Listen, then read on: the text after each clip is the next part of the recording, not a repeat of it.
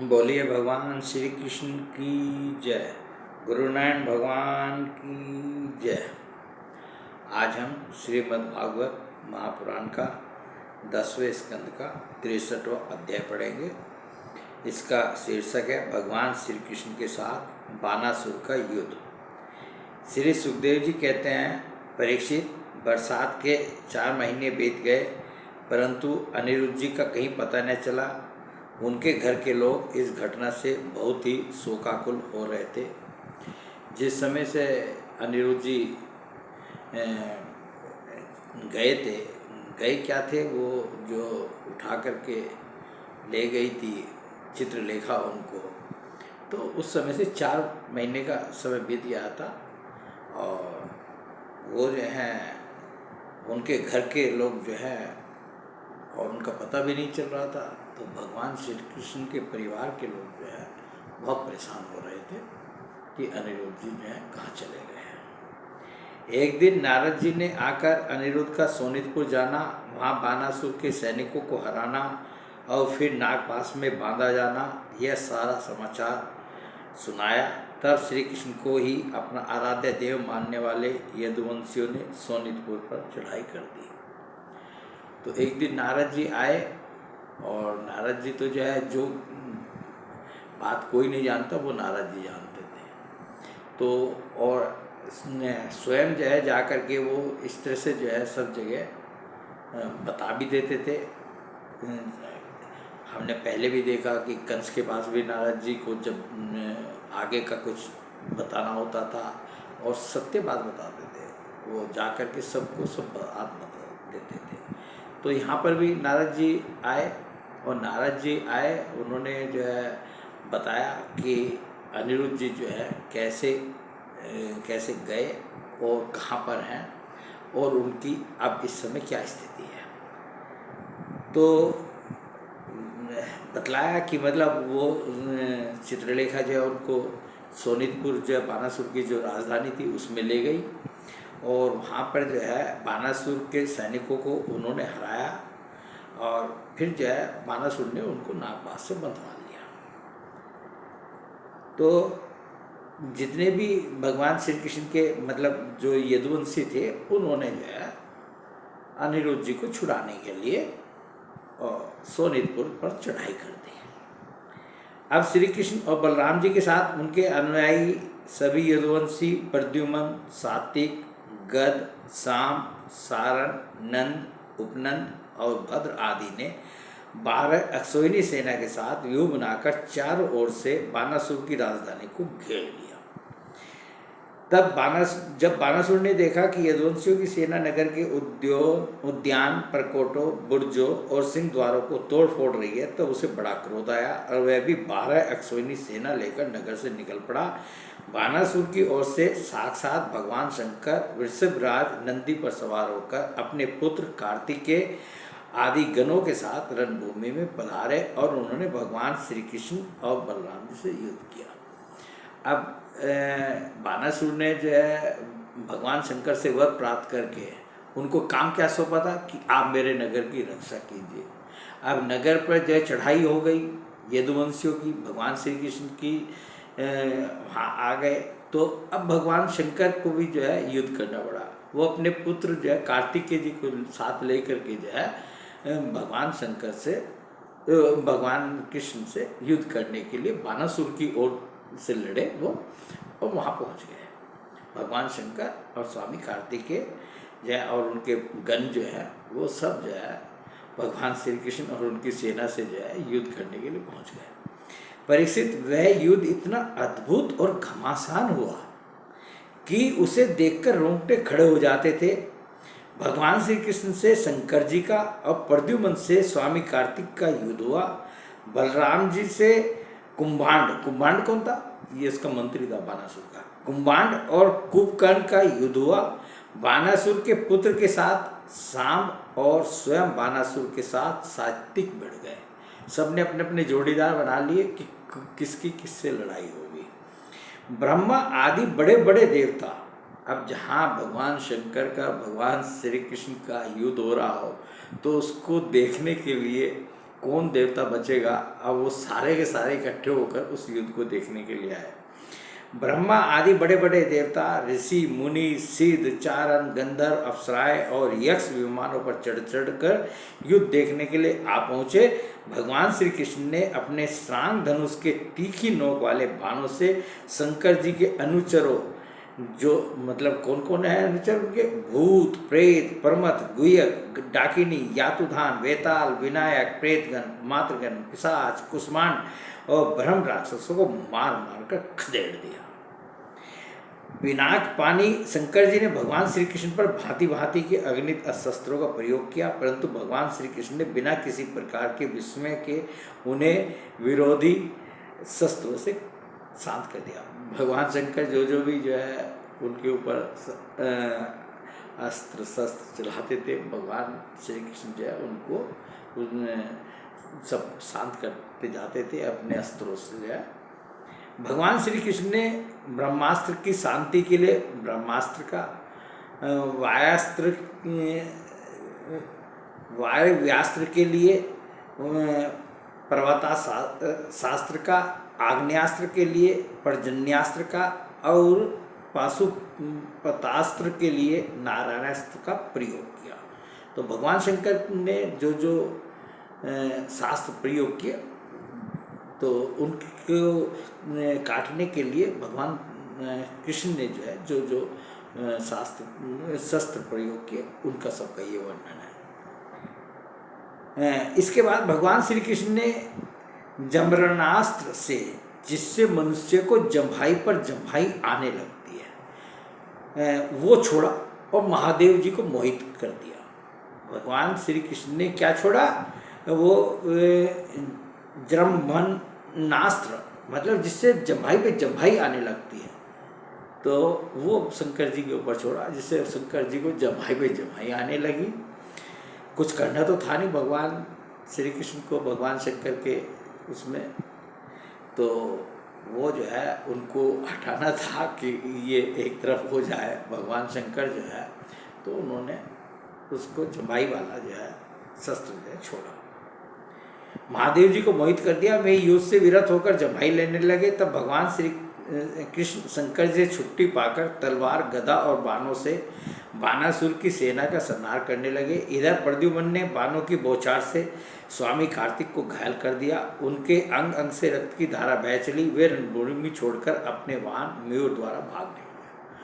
और ये प्रद्युम्न जी किन से भिड़े हुए थे, वो स्वामी कार्तिक जी से भिड़े हुए थे। भगवान शंकर के बेटे जो स्वामी कार्तिक जी है उनसे भिड़े हुए थे, उनसे युद्ध हो रहा था इनका। तो इनको जो है स्वामी कार्तिक जी को घायल कर दिया, तो उनसे उनके अंग अंग से रक्त की धारा बहने चली। तो स्वामी कार्तिक जी का वाहन क्या है, मयूर, तो उस पर चढ़ करके वो भाग चले। बलराम जी ने अपनी मूसल की चोट से कुंभांड और कुंभकर्ण को घायल कर दिया। वे रणभूमि में गिर पड़े। इस प्रकार अपने सेनापतियों को हटा देकर बाणासुर की सारी सेना तितर बितर हो गई। जब रथ पर सवार बाणासुर ने देखा कि श्री कृष्ण आदि के प्रहार से हमारी सेना तितर बितर और तहस नहस हो रही है, तब उसे बड़ा क्रोध आया। उसने चिढ़कर सात्विक को छोड़ दिया। ये बाणासुर किससे भिड़ा हुआ था, सात्विक से भिड़ा हुआ था। तो उसने जो है सात्विक को छोड़ दिया और वह भगवान श्री कृष्ण पर आक्रमण करने के लिए दौड़ पड़ा। अब उसने कहा कि मुझे भगवान ये जो श्री कृष्ण है इन्हीं से युद्ध करना पड़ेगा। तो वो छोड़ करके भगवान श्री कृष्ण से युद्ध करने के लिए दौड़ पड़ा। परीक्षित रणोन्मत्त बाणासुर ने अपने 1000 हाथों से एक साथ ही 500 धनुष खींचकर एक एक पर 2-2 बाण छोड़े। 1000 बुझाई थी उसके, तो उसने क्या किया, 500 जो है 500 धनुष खींचकर एक एक पर 2-2 बाण छोड़े। भाई धनुष को पकड़ने के लिए एक बाण तो वैसे चाहिए, तो 500 धनुष पकड़ सकता था, 500 धनुष पकड़े उसने और एक एक धनुष पे जो है 2-2 बाण छोड़े। परंतु भगवान श्री कृष्ण ने एक साथ ही उसके सारे धनुष काट डाले और सारथी, रथ और तथा घोड़ों को भी धराशायी कर दिया एवं शंख ध्वनि की। अब जब इसकी हालत खराब कर दी भगवान श्री कृष्ण ने, तो क्या हुआ, वहाँ पर एक घटना घटी। वहाँ पर घटना ये घटी, कोटरा नाम की एक देवी बाणासुर की धर्म माता थी। वह अपने उपासक पुत्र के प्राणों की रक्षा के लिए बाल बिखेर कर नंग धड़ंग भगवान श्री कृष्ण के सामने आकर खड़ी हो गई। ये जो उसकी धर्म माता थी, कोटरा नाम की एक वो जो है स्त्री, वो जो है बानासुर की धर्म माता थी। तो ये आकर के नंग धड़ंग जो है बाल बिखेर कर भगवान श्री कृष्ण के सामने आकर खड़ी हो गई।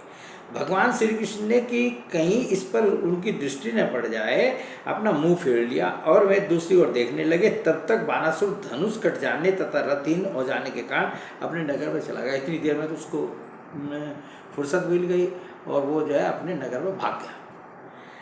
इधर जब भगवान शंकर के भूतगण इधर उधर भाग गए, तब उनका छोड़ा हुआ 3 सिर और 3 पैर वाला जव 10 दिशाओं को जलाता हुआ सब भगवान श्री कृष्ण की ओर दौड़ा। ये जो जवर का नाम दिया है, इसके बारे में हम वैसे ज़्यादा नहीं जानते कि ये जवर किस प्रकार का, परंतु ये इसमें जो है जैसा इसमें कहा है कि 3 सिर और जो है और 3 पैर वाला ये जवर था। तो ये शस्त्र तो था ही, और परंतु जो है ये मनुष्य का भी जो है मनुष्य रूप था या जो भी था, मतलब उस तरह का ये भगवान शंकर की तरफ से ये जवर जो है चला। जब 10 दिशाओं को जलाता हुआ सा भगवान श्री कृष्ण की ओर दौड़ा। भगवान श्री कृष्ण ने उसे अपनी ओर आते देखकर उसका मुकाबला करने के लिए अपना जवर छोड़ा। भगवान श्री कृष्ण का जवर क्या है? वो वैष्णव जवर है। तो जैसे भगवान शंकर ने जो शैव जवर छोड़ा, तो ऐसे ही भगवान कृष्ण ने भी जो है वैष्णव जवर को छोड़ा। अब वैष्णव और माहेश्वर दोनों जवर आपस में लड़ने लगे। अब दोनों आज की मिसाइल समझ लीजिए, जो भी समझ लीजिए कि एक तरफ भगवान शंकर का, एक तरफ भगवान श्री कृष्ण का, दोनों आपस में लड़ने लगे। अंत में वैष्णव जवर के तेज से माहेश्वर जवर पीड़ित होकर चिल्लाने लगा और अत्यंत भयभीत हो गया। तो भगवान कृष्ण का जो जवर था, वैष्णव जवर जो है, उससे जो है उसने उसको पीड़ित कर दिया और वो चिल्लाने लगा। माहेश्वर जवर जो है भगवान शंकर ने जो छोड़ा था। जब उसे अन्यत्र कहीं त्राण न मिला, तब वह अत्यंत नम्रता से हाथ जोड़कर शरण में लेने के लिए भगवान श्री कृष्ण की प्रार्थना करने लगा।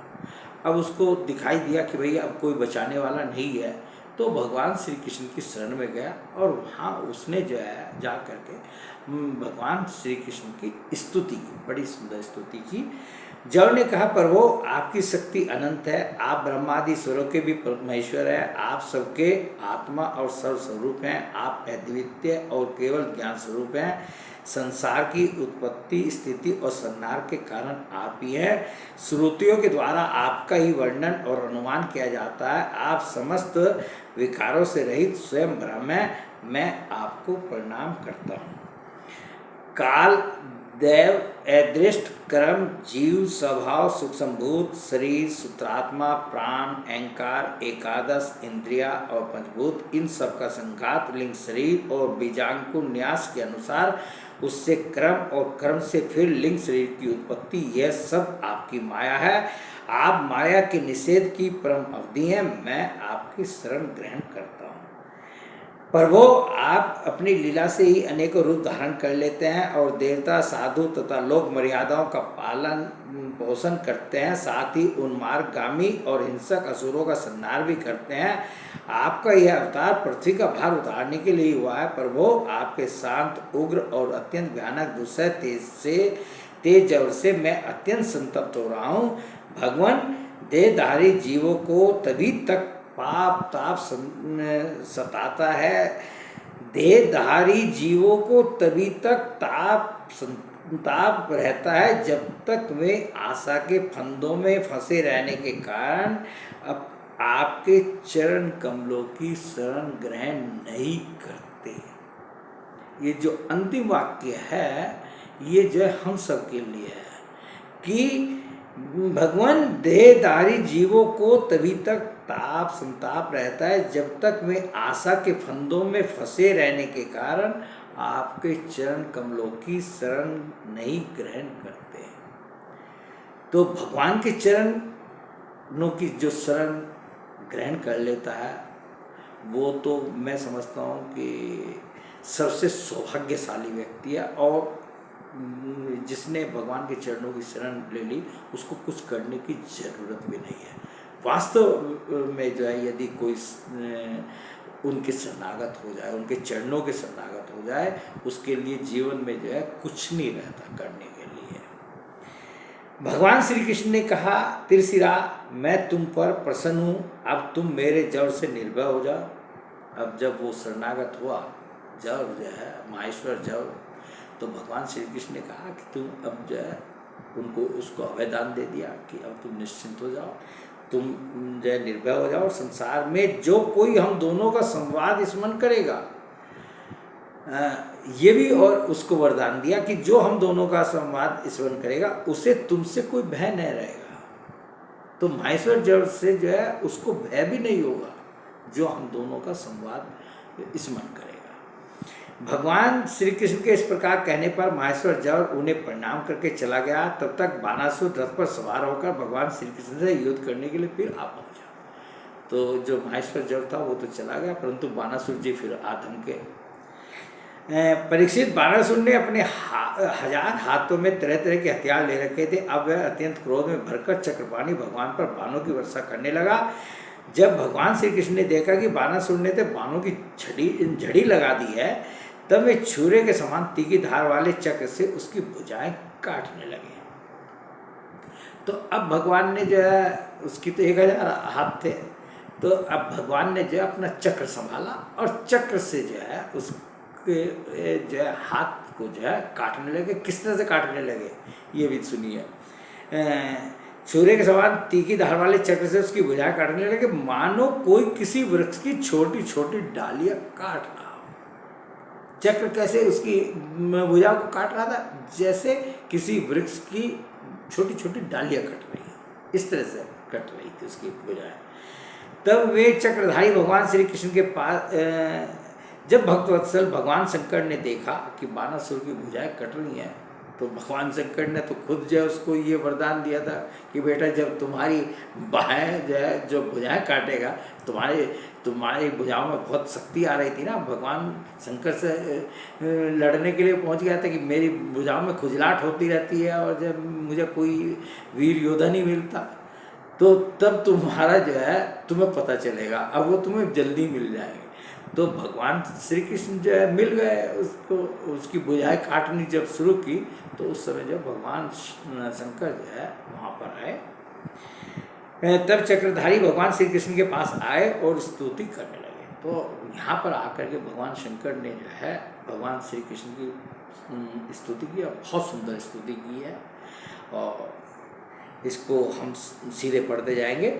भगवान शंकर ने कहा, प्रभु आप वेद मंत्रों में तात्पर्य रूप से छिपे हुए परम ज्योति स्वरूप परब्रह्म है।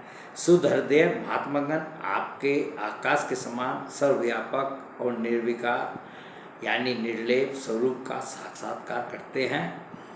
आकाश आपकी नाभि है, अग्नि मुख है और जलवीर्य सर्व, सिर, दिशाएं कान और पृथ्वी चरण है, चंद्रमा मन, सूर्य नेत्र और मैं शिव आपका अहंकार हूँ।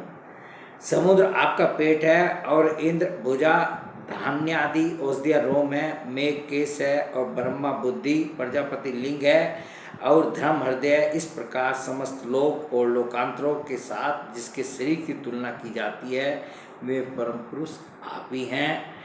अखंड ज्योति स्वरूप परमात्मन आपका यह अवतार धर्म की रक्षा और संसार के अभ्युदय अर्थात अभिवृद्धि के लिए हुआ है।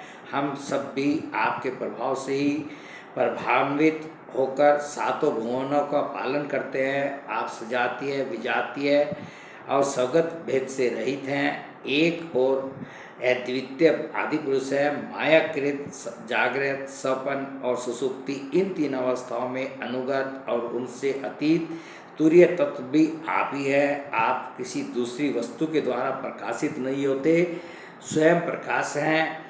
आप सबके कारण हैं, परंतु आपका न तो कोई कारण है और न तो आप में कारण बना ही है। भगवान, ऐसा होने पर भी आप तीनों गुणों की विभिन्न विषमताओं को प्रकाशित करने के लिए अपनी माया से देवता, पशु, पक्षी, मनुष्य और शरीरों आदि शरीरों के अनुसार भिन्न भिन्न रूपों में प्रतीत होते हैं। पर वो जैसे सूर्य अपनी छाया बादलों से ही ढक जाता है और बादलों तथा विभिन्न रूपों को प्रकाशित करता है, उसी प्रकार आप तो स्वयं प्रकाश हैं, परंतु गुणों के द्वारा मानव ढक से जाते हैं और समस्त गुणों तथा गुणाभिमानी जीवों को प्रकाशित करते हैं। वास्तव में आप अनंत हैं। भगवान, आपकी माया से मोहित होकर लोग स्त्री, पुत्र, देह, गेह आदि में आसक्त हो जाते हैं और फिर दुख के अपार सागर में डूबने उतारने लगते हैं। संसार के मानवों को यह मनुष्य शरीर आपने अत्यंत कृपा करके दिया है। जो पुरुष इसे पाकर भी अपनी इंद्रियों को वश में नहीं करता और आपके चरण कमलों का आश्रय नहीं लेता, उनका सेवन नहीं करता, उसका जीवन अत्यंत शोचनीय है और वह स्वयं अपने आप को धोखा दे रहा है। पर वो आप समस्त प्राणियों के आत्मा, प्रियतम और ईश्वर हैं। जो मृत्यु का ग्रास मनुष्य आपको छोड़ देता है और अनात्म, दुख रूप और तुच्छ विषयों में सुख बुद्धि करके उनके पीछे भटकता है, वह इतना मूर्ख है कि अमृत को छोड़कर विष पी रहा है। मैं, ब्रह्मा, सारे देवता और विशुद्ध हृदय वाले ऋषि मुनि सब प्रकार से और सर्वात्म भाव से आपके शरणागत हैं, क्योंकि आप ही हम लोगों के आत्मा, प्रियतम और ईश्वर हैं। आप जगत की उत्पत्ति, स्थिति और प्रलय के कारण हैं। आप सब में सम, परम शांत, सबके सुहृद आत्मा और इंद्रदेव हैं। आप एक अद्वितीय और जगत के आधार तथा दृष्टान हैं। हे प्रभु, हम सब संसार से मुक्त होने के लिए आपका भजन करते हैं। देव, यह बानासुर मेरा परम प्रिय कृपापात और सेवक है। मैंने इसे अभयदान दिया है, पर वो जिस प्रकार इसके परदादा दैत्यराज प्रहलाद पर आपका कृपा प्रसाद है, वैसा ही कृपा प्रसाद आप इस पर भी करें। देखिए, अंत में जो है भगवान शंकर ने जो है फिर भी उसका बानासुर का कल्याण करने के लिए ही और उसको अभयदान देने के लिए ही भगवान श्री कृष्ण से स्तुति की। देखिए, स्तुति में क्या है? स्तुति में जो है भगवान के गुणों का वर्णन होता है, भगवान की महत्ता का वर्णन होता है, उनकी सामर्थ्य का वर्णन होता है, वे भगवान कैसे हैं इस बात का वर्णन होता है। तो स्तुति में जो है यदि कोई भी व्यक्ति किसी मतलब जितनी भी स्तुतियाँ हैं यदि उनको ही पढ़े तो उसमें जो है सब कुछ आ जाता है। भगवान के गुण भी आ जाते हैं, लीला भी आ जाती है, उन्होंने जो जो कर्म किए वो भी आ जाते हैं और उनकी महत्ता और जो सामर्थ्य है उसका तो वर्णन होता ही है। और स्तुति अपने आप में बिल्कुल एक पूर्ण पूजा है, पूर्ण जो है मतलब पूजा की पद्धति है। यदि कोई सिर्फ स्तुति भी पढ़े तो उसको और कुछ पढ़ने की भी ज़रूरत नहीं है, उसमें सब चीज़ें आ जाती हैं।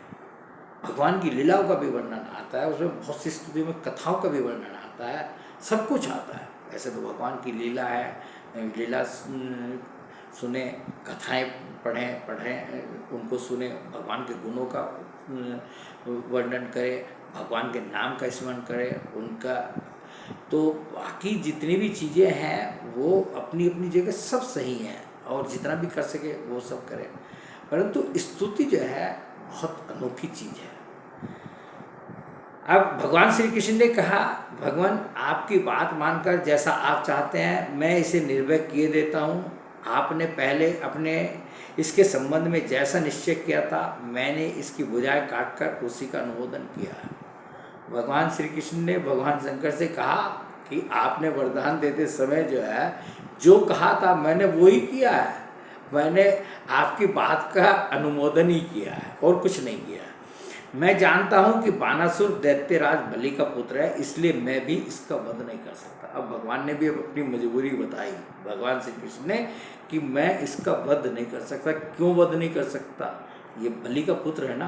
अब बलि कौन थे? बलि जो है वो दैत्यराज प्रहलाद जी के जो है पौत्र थे। तो इसलिए जो है अब प्रहलाद जी को भगवान ने जो है वरदान दिया था कि मैं तुम्हारे वंश में उत्पन्न हुए को किसी को नहीं मारूंगा, किसी का वध नहीं करूंगा। तो भगवान ने भी अपनी मजबूरी बता दी। तो इसलिए मैं इसका वध नहीं कर मैं जानता हूँ कि बानासुर दैत्यराज बलि का पुत्र है, इसलिए मैं भी इसका वध नहीं कर सकता, क्योंकि मैंने प्रहलाद को वर दे दिया है कि मैं तुम्हारे वंश में पैदा होने वाले किसी भी दैत्य का वध नहीं करूँगा। इसका घमंड चूर करने के लिए ही मैंने इसकी भुजाएं काट दी। इसको जो बहुत घमंड हो रहा था ना, और अपने आप को वीर की तलाश करते घूम रहा था कि मेरे भुजाओं में इतनी शक्ति है कि इनका मुकाबला करने वाला कोई मुझे वीर नहीं मिला, तो उसका घमंड चूर करने के लिए मैंने ये सब किया है।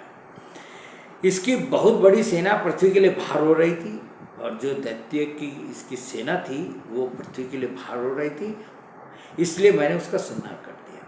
भगवान को तो पृथ्वी का भार उतारने के लिए आए थे, तो इसलिए उसका संहार कर दिया। अब इसकी 4 भुजाएं बच रही हैं, कुल 4 भुजाएं बची हैं। ये अजर अमर बनी रहेंगी। भगवान ने कितना बड़ा वरदान दे दिया कि ये जो 4 भुजाएं हैं बानासुर की, ये अजर अमर बनी रहेंगी। यह बानासुर आपके पार्षदों में मुख्य होगा। भगवान शंकर को भी कहा कि आपके पार्षदों में बानासुर मुख्य होगा, और बानासुर भगवान शंकर के पार्षदों में मुख्य है।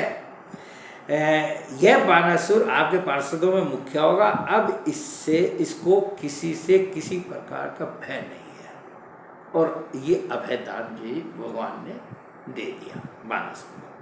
श्री कृष्ण से इस प्रकार अभयदान प्राप्त करके बानासुर ने उनके पास आकर धरती में माथा टेका, प्रणाम किया, और अनिरुद्ध जी को अपनी पुत्री उषा के साथ रथ पर बैठाकर भगवान के पास ले आया। और ये सारा जो युद्ध और ये सब चीज़ें जो हुई थी, ये किस लिए हुई थी? वो जो है अनिरुद्ध जी को बानासुर ने नागपाश से बांध लिया था, और अनिरुद्ध जी और उषा का जो प्रेम था, जो मिलन था, उसको देख करके ये जो है अपनी पुत्री को अनिरुद्ध जी को नहीं देना चाहता था। तो अब जो है वो ही जो है अपनी पुत्री उषा के साथ रथ पर बैठाकर भगवान के पास ले आया। इसके बाद भगवान श्री कृष्ण ने महादेव जी की सम्मति से वस्त्रालंकार विभूषित उषा और अनिरुद्ध जी को एक अक्षौहिणी सेना के साथ आगे करके द्वारका के लिए प्रस्थान किया। तो यहाँ एक बात आई है कि भगवान श्री कृष्ण की ने महादेव जी की सम्मति से, कि भगवान शंकर को भी उन दोनों को आशीर्वाद भगवान शंकर का भी मिला, और वस्त्रालंकार से जो है विभूषित करके उनको जो है द्वारका के लिए लेकर के भगवान श्री कृष्ण चल दिए। इधर द्वारका में भगवान श्री कृष्ण आदि के शुभागमन का समाचार सुनकर झंडियों और तोरणों से नगर का कोना कोना सजा दिया गया। बड़ी बड़ी सड़कों और चौराहों को चंदन मिश्रित जल से सींच दिया गया। नगर के नागरिकों, बंधु बांधवों और ब्राह्मणों ने आगे आकर खूब धूमधाम से भगवान का स्वागत किया। उस समय शंख, नगारों और ढोलों की तुमुल ध्वनि हो रही थी। इस प्रकार भगवान श्री कृष्ण ने अपनी राजधानी में प्रवेश किया। परीक्षित, जो पुरुष श्री शंकर जी के साथ भगवान श्री कृष्ण का युद्ध और उनकी विजय की कथा का प्रातःकाल उठकर स्मरण करता है, उसकी पराजय नहीं होती। बोलिए भगवान श्री कृष्ण की जय। गुरु नारायण भगवान की जय।